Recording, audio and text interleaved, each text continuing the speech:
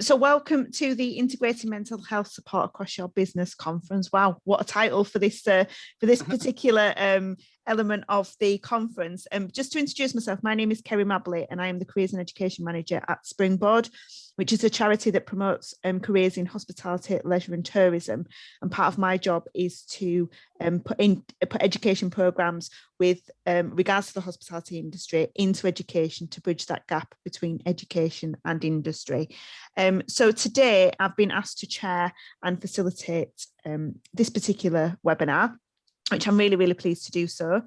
So just want to introduce you to Shane, who is going to talk to you about his organisation, Jasper Wellbeing, and Toby Anna, who is then going to move on and talk about her organisation, Kelly's Cause, two really, really great organisations that look at promoting mental health and wellbeing within the workplace. So Shane, do you want to just introduce yourself a little bit, and then we'll crack on with the questioning? Yeah, absolutely. So, yeah, my name's Shane Cork. I run a company called Jasper Wellbeing. I was actually chef for 22 years. I still cook now and then when people want me. But yeah, I made that transition over when I actually got put on furlough in March and subsequently made redundant. The company was always running, but then I went into it full time. Brilliant, good stuff. So just to start off with then, can you tell us what Jasper is and how Jasper Wellbeing came about? Yeah, so Jasper, it's a holistic wellness company and it specialises in transformational coaching, and that is through meditation, mindfulness, breath work, and a real focus on the mind and how the mind works. So basically helping people live from the inside. Okay, and try and kind of understand that connection to self. So it actually came about through my own experiences with ill mental health, and I felt I needed to do something within the industry, and I was just drawn to helping others. So the offers that I have, they're basically drawn from my own experience, so from my raw experience in life, and it actually continues to develop through my journey. So it started 2 years ago. So basically Jasper started when I was working as a chef, and it started after I won the Acorn scholarship, the idea about it, and I just felt like I recognized where support was really needed. So I actually began offering resilience training. This was the niche, this was my thing, and I found my kind of strength through that exact same training, which focused on nutrition, exercise, sleep, boundaries, what else, future focus, relationships. So this was the core. So it was very much about kind of lifestyle choices, which I absolutely still use very much today.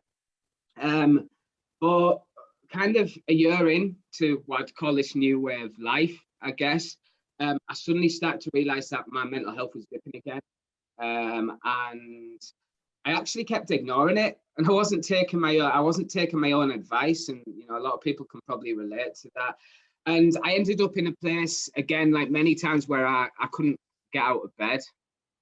And what I was thinking to myself, and I know people probably relate to this as well, is I've not changed anything. I'm healthy, I'm exercising, I'm eating well. What's happening? Why is what I thought to have saved me failing, right? So my mind was going in overdrive, and I was thinking to myself, is everything that I've told everyone a load of rubbish? Because it's not working anymore, right? But the answer is obviously no, it wasn't. And I've helped many people to come back to a place of strength. But in my mind, there's loads of stories playing and overthinking. You know, I thought that this lifestyle was the cure. Right, I believed it was everything, and basically through finding kind of my enough strength to soul search, I realized actually for me that this was very important, but it was just part of this bigger picture. And the questions I started asking myself is, what are the roots of life? Quite deep, right? What are the roots of optimum well-being, of happiness? What causes us to feel low? What takes us down the path of suffering? And these were all the questions I was asking myself. So what I did is, like many, we begin listing the things that kind of made me feel low, and then I removed them from my life, but nothing much changed, right? I'd feel better for a while, and then I'd be back to feeling low. And then more questions kind of arose. Why am I feeling this way? Although the things that made me feel low, I'd remove them. What I actually discovered is it wasn't the things that I'd removed that were making me feel low. It was actually the way that I was thinking about them. So it was the thoughts about the situation that made me feel low, and the stories about the situation which I was telling myself.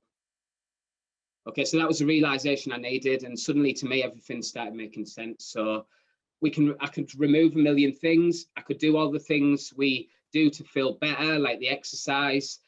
But what I found out is I was always either working on the outside or working directly with my body to heal my mind.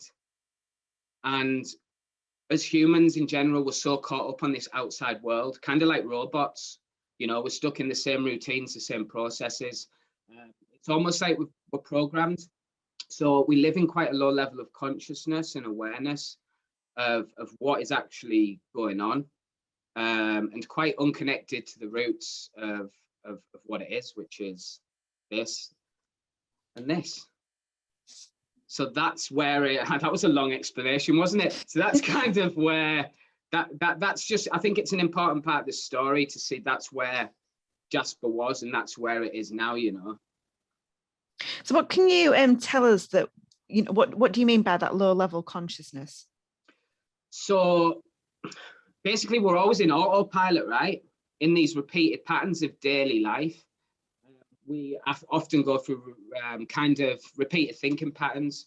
So actually we miss much of what's happening in all its purity, right? In the moment, because we're always caught up in thoughts, always caught up in thoughts. So look, we can rest physically to care for ourselves, which is great. We need to take this physical rest. But often when we take that rest, we're often thinking about the past or the future. You know, did the meeting go okay? What's for dinner? You know, why did Sheila dirty look me today?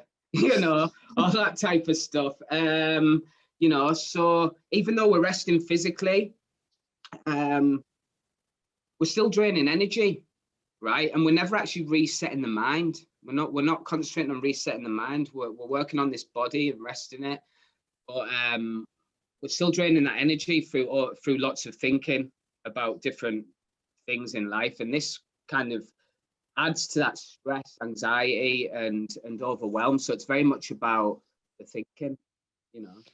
So when you discovered that low level consciousness, what was it that changed for you to discover that this was the most effective way for you to function, and for this to be the core of what you do at Jasper Wellbeing? So I was doing a lot of self-studying, and there's some things that really struck with me. One was actually a quote from a kind of spiritual leader called Eckhart Tolle. And he says, the primary cause of unhappiness, it's never the situation. It's the thoughts about the situation. And that's what really got me thinking and got me kind of diving deeper into the mind. So another thing that I found out is when we're chasing these outside sources for happiness, it actually creates suffering, right? And what I mean by that is it's the chase for happiness. I can only be happy if this happens, you know, that kind of thought process, that actually brings suffering to the mind. So attachment to needing things to stop depression, to stop anxiety, to stop chronic stress, and so on and so forth. That to me is part of that suffering, you know. We often say, I need to live here to end my depression, or if I don't go to the gym, I'm never going to be okay. You know, a lot of us say that type of stuff. So then when we don't get these things, that attachment actually, it breeds pain because we don't have it. We don't have our crutches or our safety blankets. So another one, a big one for me, which really changed it and helped me to kind of get out of those patterns, is identifying as as the illness, seeing my depression, my anxiety. I felt that I've learned that attaches us to it. And the truth is, it's not ours. We don't own it. It's a visitor. It's visiting us. So releasing that attachment, and kind of, I think when we attach to it, it does create that attachment of negative identity. It becomes our identity, which, a lot of the time keeps us in it. I mean, absolutely. I mean, think about the, like, thoughts are everything, right? But they're not who we are. So we think something, then we become our thoughts. And when the thoughts don't serve us and they're negative, basically we become engulfed, right? And this is what creates suffering. It's like a cycle. So then we'll kind of put a temp plaster on it. So for example, I'm using as an example. So when we're engulfed in anxiety, and again, this is all my personal, what I've kind of gone through. When we're engulfed in anxiety, we'll go for a run, which helps. It fades. It helps your anxiety. It fades, and then it comes back at some point, right? And then we go we start running again or going to the gym, and then it comes back, and it's a cycle. So if we can learn, rather than to reduce the feeling by taking our minds off it for a while and releasing that injection of kind of short-lived serotonin, we can become aware of the understanding of the anxiety, which is actually caused by the thoughts and how we're thinking. So we can learn to be aware. It's about awareness, and become aware when we're thinking negatively, and we can separate from that. So can you explain then the difference between having what you've just talked about, the awareness of thoughts, and not? And you mentioned earlier about like being stuck in autopilot. What are the differences there? So how can I explain? So the difference between actually having that awareness of the thoughts, you mean, and not having. Yeah. So I think without awareness of the thoughts, basically what happens is we'll have a negative thought. It'll take up the whole headspace. Stress response kicks in. We start making up a story about it, right? And then we kind of have presumptions that a lot of the time aren't even real, but we fully believe them to be, because that's how the human mind generally works. And then we'll take on emotions, we'll go into stress, overwhelm, and upset, and then we react, and it's a chain reaction, right? But when we can train in this awareness of when we are thinking, we'll have a negative thought, we become aware of it, we create space between it, we can become an observer, and then we can respond rather than react, and then that has a positive reaction. Brilliant. Good stuff. Are there any techniques that you use that help to support you with sort of having that thinking and those thoughts? Yes, I mean, breath work's a massive part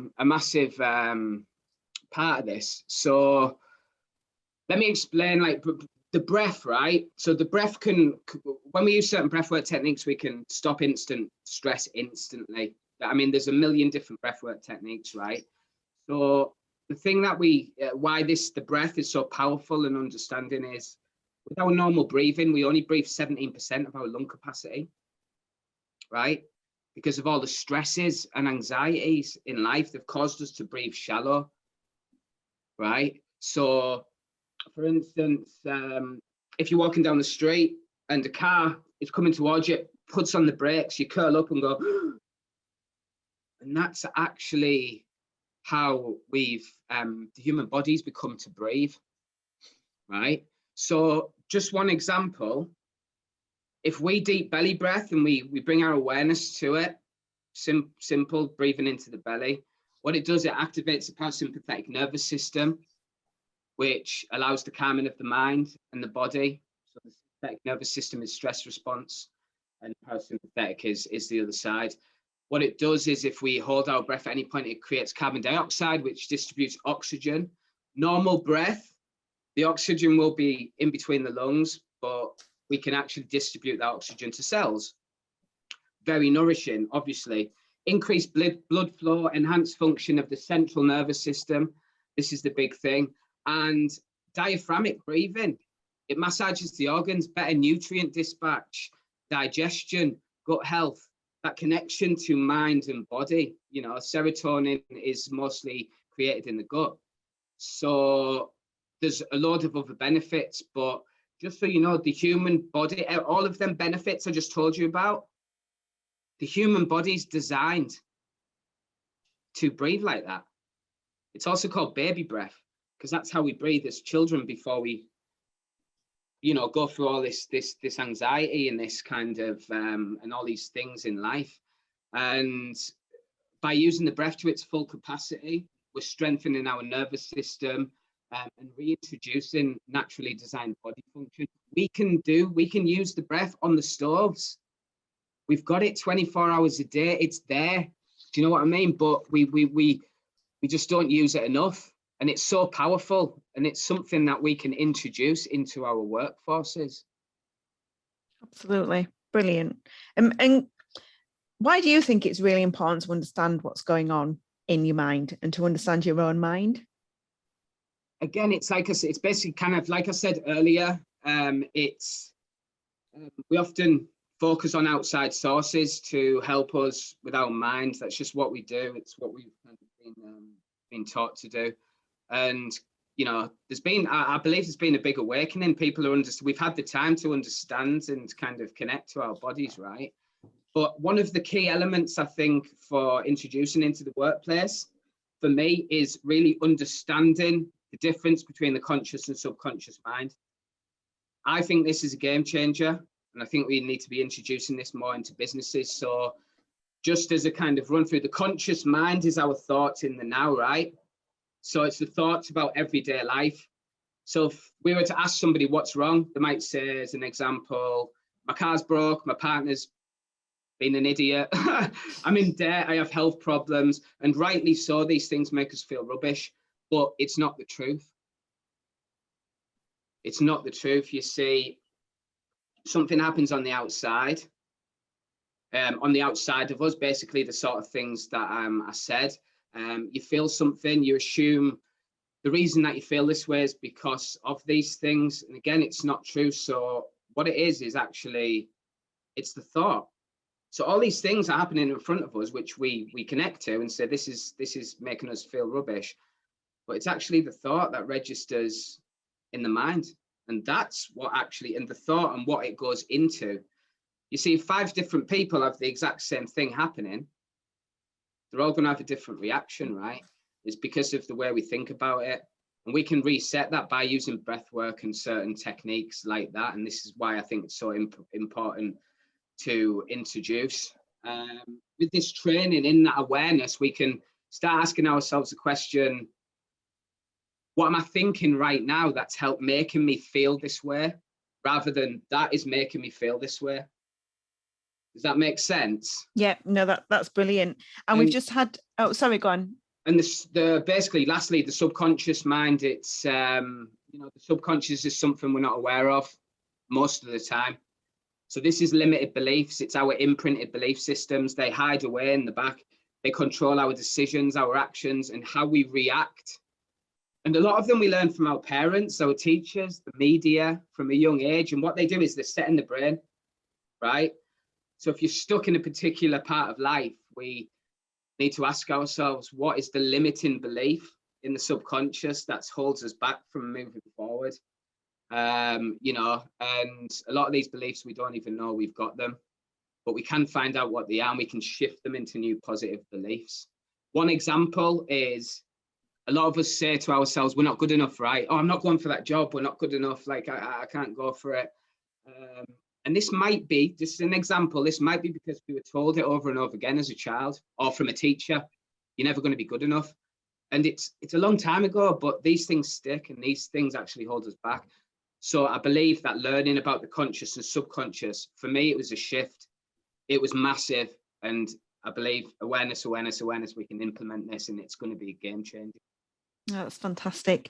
And we have just had a question from Pamela, which is, it's like she could read my mind, which was the next question that I was going to ask is, how can organisations introduce the things that you're talking about into their organisations? Well, basically through programs and courses, whether online or in person. I'm creating a few courses at the moment for different hospitality people. So I'm doing 4-week courses, 8-week courses. I'm doing one-off workshops, and yeah, just bespoken them. It's very much, we'd introduce these things very much in the same way that we do most training.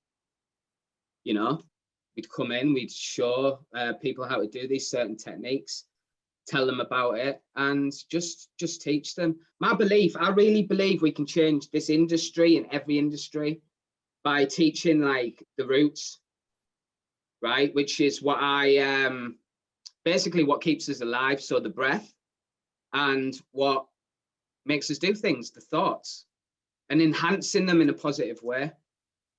So when doing this and putting these things together, the question for me is, how can we teach teams to realize they have what they need inside here 24 hours a day, 7 days a week? And what can we teach teams? What can we teach teams so they can literally take hold of their well-being and wake up daily with that energy and that power to deal with stress, anxiety, worry, rumination, and do it instantly, but also sustainably if they practice these techniques that we can introduce over time.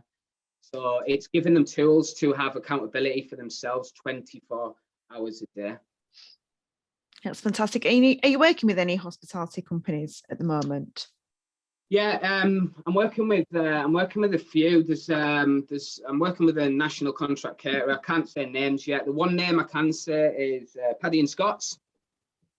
Epic company, very forward thinking, and we've already done a workshop. And like any company, they're a bit like, are people going to be scared of this? Is there someone's coming in talking about breath work and meditation? And do you know what? I was even like that. I mean, I've said many years, these things go either down like a lead balloon or they're like, get people thinking. And Paddy and Scott we need to carry this on.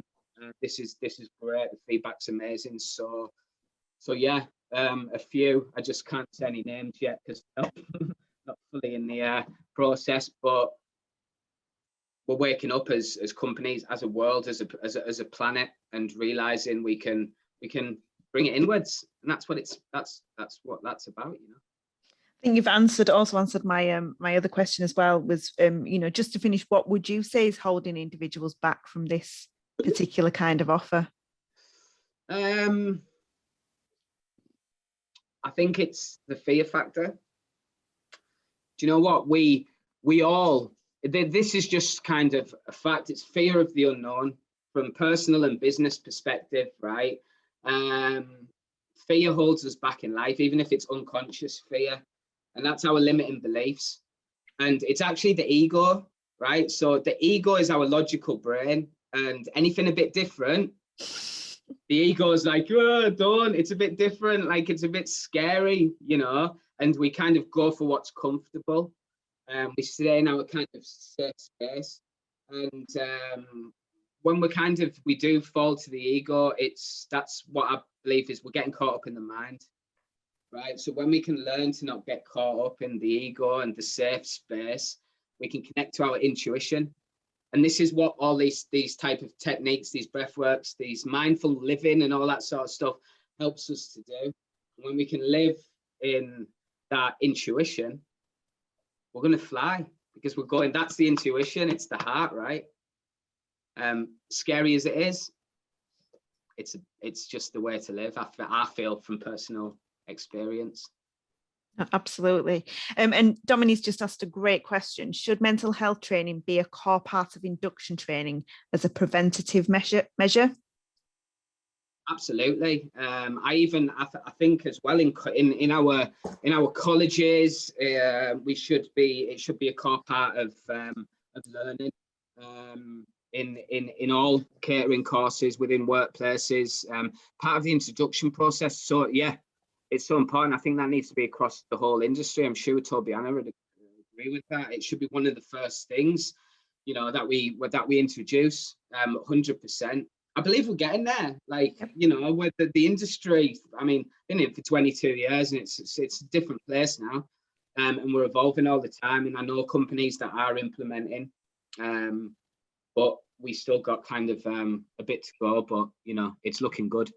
No, absolutely. And I agree with that. One of the programs we run at Springboard that we are piloting at the moment actually has a mental health and wellbeing at work module, which has been delivered to school children to get them to understand mental health before they're even in the workplace.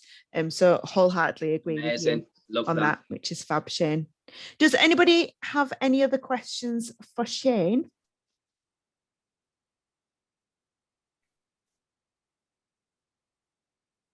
So Dominique's asked another one. How do you identify potential mental health triggers? For example, uniforms not fitting? Yeah, this is a big one that not many people have before they become a problem. thought of before they become a problem.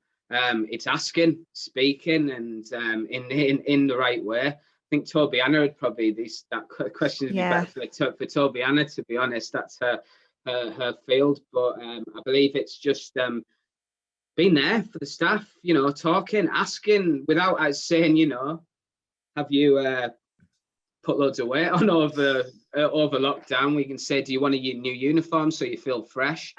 You know, yeah. That's that type of talk, you know, and that's going to be that is the great question, because it is going to be a big thing. You know, people have been at home. There's going to be a lot of change within our physical. Sometimes people might have lost weight. Some people might be the same, but it's so important that we get really to the roots. Yeah, brilliant. That's brilliant. Thank you. Yeah, and we'll bring that question back to you, Tobiana, when we bring you in as well. Any other questions from anybody? Some really great questions from Pamela and Dominique there. Thank you very much. Absolutely.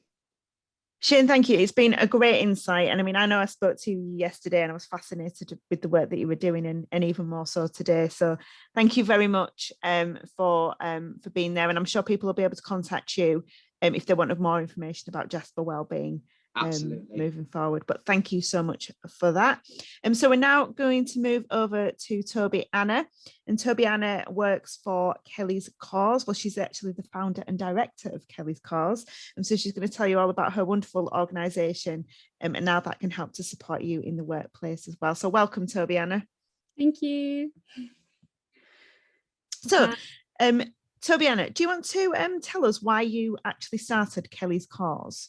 Yeah, of course. So I started Kelly's Cause. Well, Kelly's Cause has been an officially registered charity for about 1.5 years now, but I've kind of been working on it and had the idea for the last 3 years after my very close friend and fellow chef Kelly very sadly took her own life. So we studied at Cordon Bleu in London together, both went off to work as chefs in different London restaurants and would catch up as much as our hectic work schedules would allow, and chat about all things, what it was like to be a chef, all sorts of things. And Kelly definitely had her struggles with her mental health before entering the hospitality industry, but it was working as a professional chef that really kind of pushed her over the edge. And a couple of weeks before she did take her own life, we'd actually met up, and she said, you know, she was thinking of quitting because she just didn't feel like it was an industry that she could survive in, because she didn't feel well supported. And even then I thought, oh, it's kind of sad that we're losing people who are very talented, because she was an incredibly talented chef, people who are so talented, especially female chefs, because of the way they're being treated within the industry. And obviously then once she had very sadly died, that kind of increased tenfold, and I thought we actually have to do something. And 3 years ago, things were very different. I think that we've actually come a really, really long way in the last 3 years, but nobody was talking about mental health, like, at all. There was no kind of provision for mental health support. We're putting, I think we all know the realities of what it's like, whether you work front of house, back of house, head office, whatever. We all know that working in hospitality is incredibly challenging. It doesn't give us the time to do the things we need to do to look after our mental health. And we're not getting the kind of, when you think about the absolute basic things that we need as humans, like plenty of sleep, time to, form relationships and be close with our family and our friends, and time to exercise and eat well and do all of these things, and, have time for hobbies and doing those self-care practices that we all need to do. You just don't have the time when you're working, 5-6 doubles a week, 70-80 hours a week. And then we're also putting people in very stressful, high pressure situations in which they're expected to perform to an incredibly high standard in a very stressful situation. So I then kind of started to think, well, we need to do something about it. And I also really wanted to do something kind of positive in Kelly's legacy. I really didn't want anyone else to have to go through what she had gone through. So I kind of did all my research into what would be the best thing. And then we chose mental health first aid training because it's very practical. And I think people who work in hospitality want something practical and actionable. And that's basically kind of where Kelly's Cause was born from. So our focus is on the mental health first aid training and delivering that to as many people as we can across the industry. And then we do like a lot of stuff around awareness raising and sharing people's stories and events. And a really big part of what we're creating at Kelly's Cause as well is this kind of community. And I think that that's really, really important as well for, you know, everybody's mental health and well-being. Oh, that's fantastic. What a fantastic thing to, you know, your friend sadly took her life, but now her legacy is living on in order to be able to help and support each other. That's absolutely wonderful, and well done you, because especially as well coming through grief, you've managed to take the negative and turn it into a positive, which is exactly what we're wanting to try and do to support people with mental health is that positive thinking. So what exactly is mental health first aid training? Just explain that a little bit. Yeah, so I mean, the best kind of comparison to make for mental health first aid training is like physical first aid training, right? So people come along to one of our the full 2-day, there's a couple of options, but the kind of main one is the 2-day full mental health first aid course, which is accredited by the Royal Society for Public Health, and everybody who comes along gets their little certificate. So, you know, the same thing in certain businesses, you need to have mental health first aiders, you need to have physical first aiders. We firmly believe that we need mental health first aiders in every business as well, because you're much more likely for someone to have a mental health issue at work than you are for someone to have a physical health issue. And there's also the skills that people learn on the mental health first aid course are things that they can actually really easily do. Whereas, you know, physical first aid, if someone's having a heart attack, you might have the best physical first aid skills ever, but unless you're a doctor, a nurse, or a paramedic, or you have all the equipment, you're not actually going to be able to do that much. But as a mental health first aider, there's so much that you can do to kind of help and support someone. And when I first did the course, I realized if I had these skills that I would have spotted the signs in Kelly that she was suicidal, and I probably would have been able to save her life. And we have actually there's 3 particular incidents of people who've done our training and have come to me afterwards and said that they had a situation where someone was suicidal, and they managed to help them through it and get them the support and essentially save their lives. So this training is life-saving. Basically what you learn is very similar to how you have like your Dr. ABC that you learn for physical first aid. You learn something very similar for mental health first aid. So it's how to spot the signs and symptoms of a variety of mental health conditions, how to begin a conversation with somebody, the appropriate resources to kind of signpost them to, because I think we often don't realize how much mental health support is actually out there. It's just kind of can be difficult to know what's there. It can be difficult to access it. So that's what you kind of learn through mental health first aid. Very importantly, how to look after your own mental health and well-being, and a really, really big focus on keeping yourself mentally fit and healthy, looking after yourself first and foremost, which is obviously very, very important. What else? A really big thing I think that people take away from the course is the confidence to have these, let's be real, difficult conversations. Nobody wants to talk about things that are uncomfortable. Nobody wants to hear somebody's sad story or hear something horrible that's happened to somebody.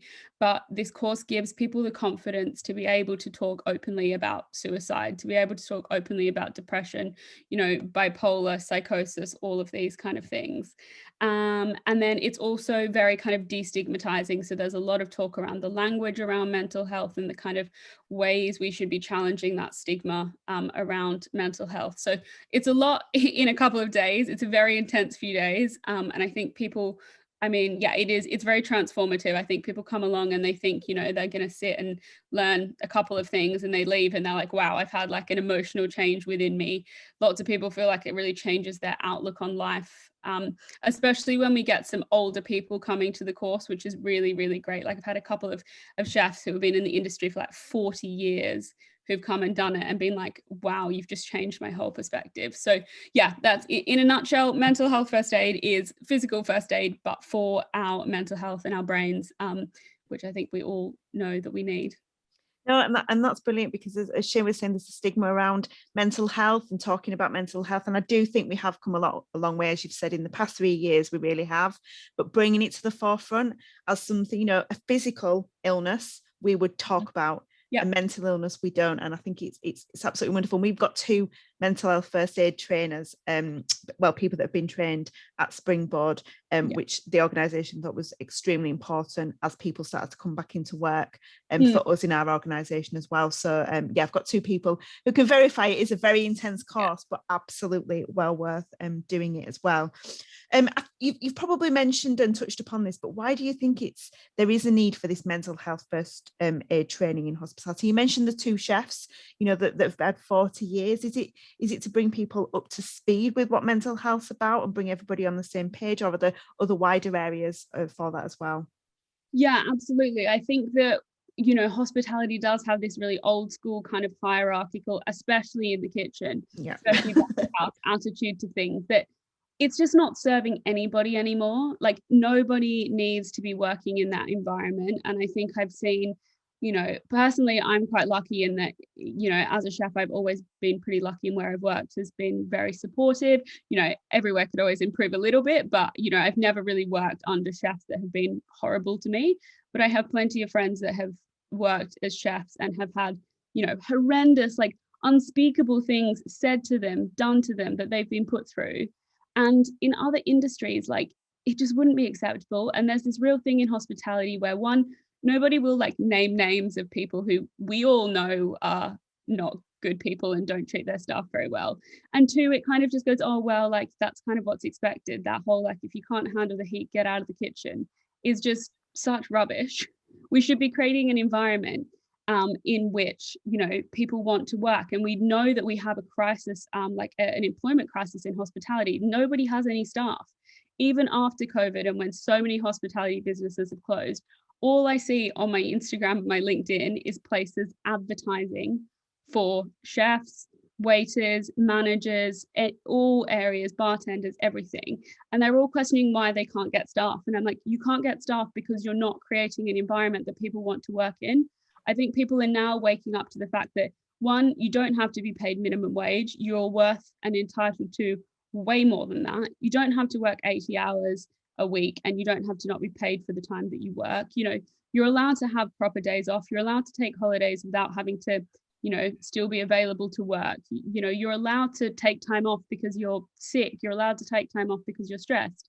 And I think that kind of thing means that the rest of the hospitality businesses are essentially playing catch up now, because they're a bit behind. I mean, there's examples of places that are doing it great, but there's many more examples of places that are doing it terribly. And I think that, like, COVID and people being on furlough really highlighted the businesses who weren't doing it well and the ones who were. And I know that there are a lot of places that, was so great at keeping in touch with their staff and doing all of these things to make sure their staff felt supported on furlough. And there were other places where they did not get in contact with their staff for 6 months, which to me is just not okay. No. So that we really do need that, in particular in hospitality, for kind of all of those reasons. No, that's brilliant. Thank you. And as I say, I think it's wonderful what it is that you're doing to help to support that. And you've been talking about sort of the issues around pay and those and holidays and things. But Dominique, she's had to jump off, but she asked a question. She said there was an interesting comment in that experiential dining session yesterday about the importance of the work environment for wellbeing and productivity. How can we improve kitchen environments to support chef wellbeing? And one of the suggestions from Professor Spence was to increase the amount of natural light as far as possible. Do you touch upon the sort of the physical environment within the kitchens within mental health first aid training? Yeah, not so much within mental health first aid training, because often the people who we have on the courses are not the ones who can make these changes. We do have a sample hospitality mental health policy that we work on a lot of businesses with, on kind of implementing it for them, adjusting it for them, and then helping them kind of review it. And we do talk a lot about the physical work environment and the physical space within that. And yes, natural light is such a big thing. Often the only time chefs see natural light is when they go out for their cigarette break. And I like, when I first started, I was like, why does everybody smoke? And then I was like, oh, because that's the only way you get any fresh air. So I totally understand why people do that. So yeah, absolutely, things like that, reducing the heat, you know, making sure that you're not working in a 50-degree kitchen. That is not okay for anybody. Making sure that you're giving people proper breaks, making sure that when you provide staff food, you're providing something that's not just a plate of pasta, that has some nutritional value and has something that's going to kind of keep people going. And then on the flip side of that, making sure that if you're, you know, providing staff drinks, you're not providing it every night. You're kind of having some limit on what people can, you know, drink for free, because otherwise it can get out of hand very quickly. So yeah, absolutely, that kind of work environment is really important, and something that we kind of weave more into that policy. Brilliant. That we think, you know, everybody should have.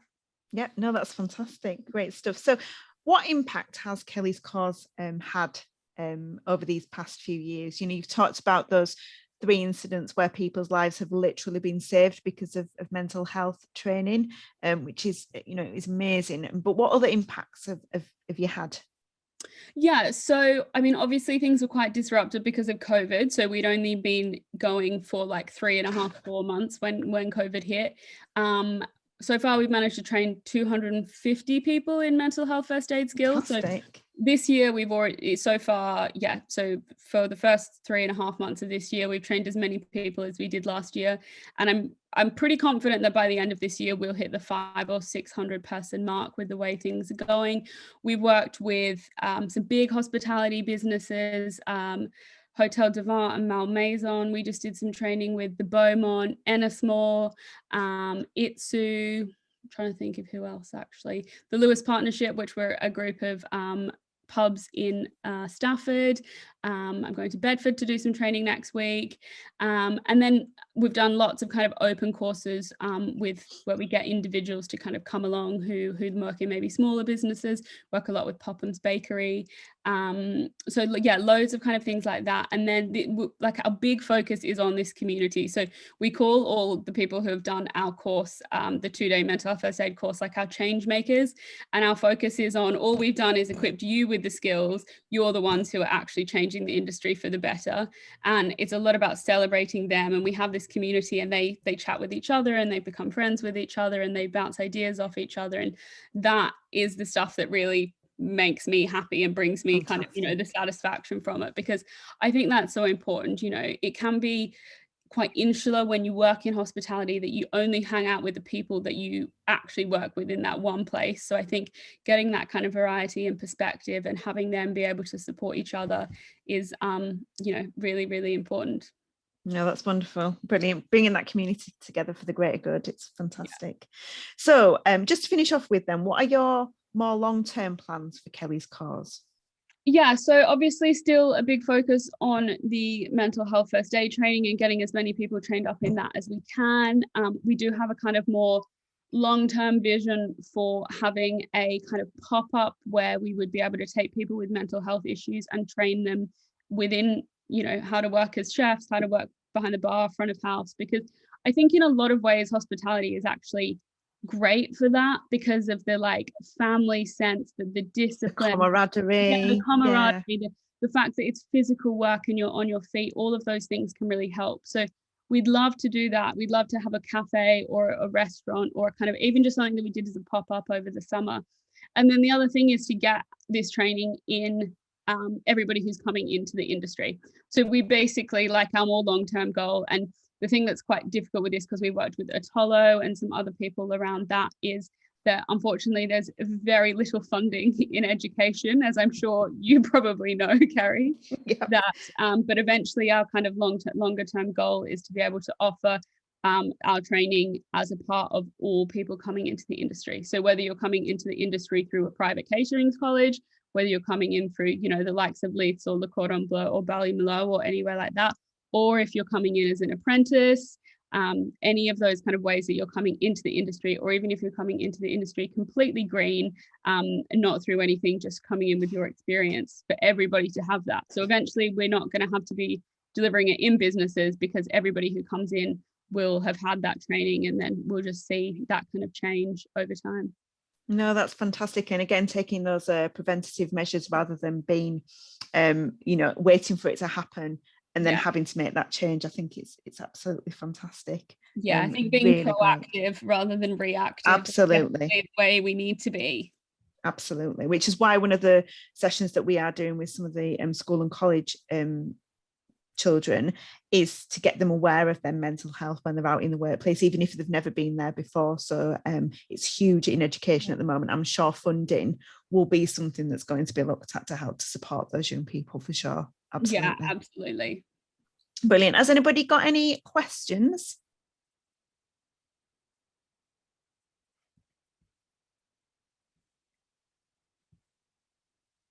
I'm still getting used to doing these conferences and not being able to see or hear anybody. Don't think we have any at the moment, but you'll be able to see both Tobiana and Shane's bios on the website. So if you did want to get in contact with them directly, you'll be able to through the conference as well. But if nobody's got any questions, I'd like to say thank you very much to both Shane and Tobiana for some amazing insight on how to integrate better mental health within the workplace and the things that we can do and are out there to support. And also to Vicky, who's been sat in the background, just, you know, monitoring the chat and monitoring how everything's going today. So thank you so much. And thank you to our participants in the conference as well. It's been really great to have you here today. So thank you. And I will see you all very soon. Take care. Thank you. Bye. Thanks very much. Bye.